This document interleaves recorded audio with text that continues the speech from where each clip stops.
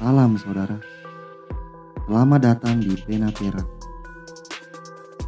Sering kita mendengar bahwa orang yang mati, khususnya yang mati tragis seperti mati kecelakaan, mati terbunuh, atau mati bunuh diri itu akan menjadi arwah penasaran dan gentayangan, menjadi hantu atau setan. Apakah itu benar? Simak penjelasannya berikut ini sesuai dengan Al-Quran.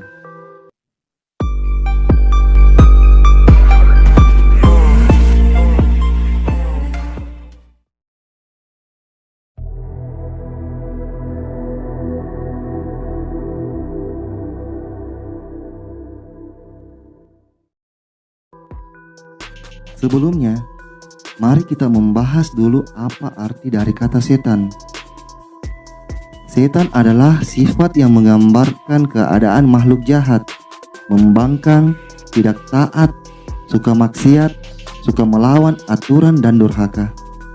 Baik itu makhluk dari golongan jin maupun dari golongan manusia.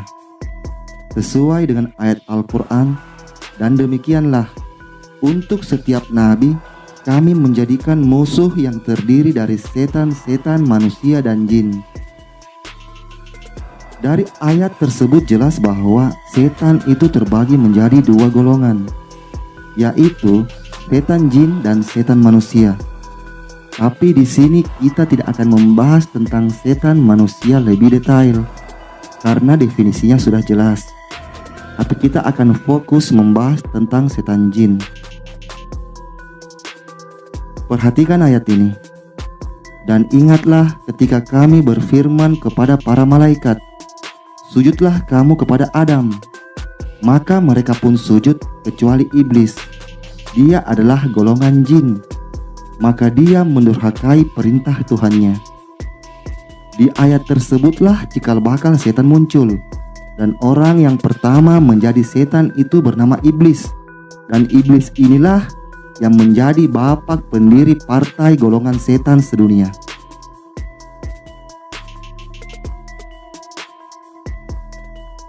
Jadi, adapun sebagian pendapat yang mengatakan bahwa iblis itu berasal dari golongan malaikat, itu sama sekali tidak benar. Karena yang sebenarnya iblis itu berasal dari golongan jin. Terus, gimana kabar yang dari kecil kita biasa dengar?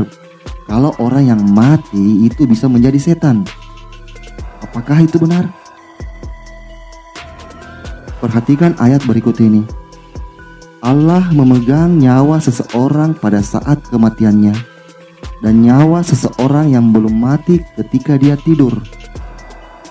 Maka dia tahan nyawa orang yang telah dia tetapkan kematiannya, dan dia lepaskan nyawa yang lain sampai waktu yang ditentukan di waktu bangunnya. Sungguh, pada yang demikian itu terdapat ayat-ayat Allah bagi kaum yang berpikir. Jadi, dari ayat tersebut sudah jelas bahwa orang mati, maka nyawa atau arwahnya dipegang dan ditahan oleh Allah.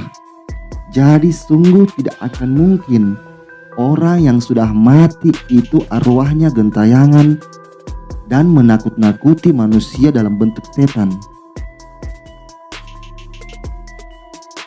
Perhatikan lagi ayat Al-Quran berikut ini. Demikianlah keadaan orang-orang kafir itu, hingga apabila datang kematian kepada seseorang dari mereka, dia berkata, Tuhanku, kembalikanlah aku ke dunia, agar aku dapat berbuat kebajikan yang telah aku tinggalkan. Sekali-sekali tidak. Sungguh itu adalah dalih yang diucapkannya saja, dan di hadapan mereka ada dinding sampai pada hari mereka dibangkitkan.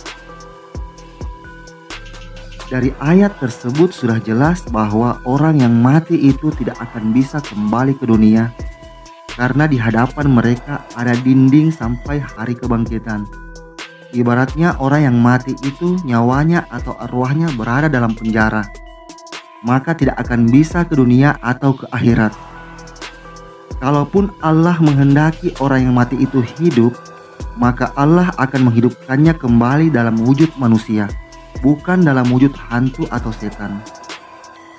Jadi semua informasi yang mengatakan bahwa orang yang sudah mati itu menjadi setan adalah kebohongan yang diada-adakan.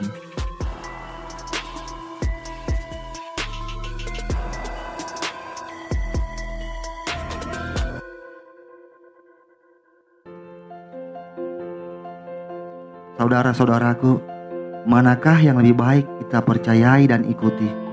Informasi yang saling bertentangan dan membuat kita bingung, atau informasi searah yang membuat kita tentram?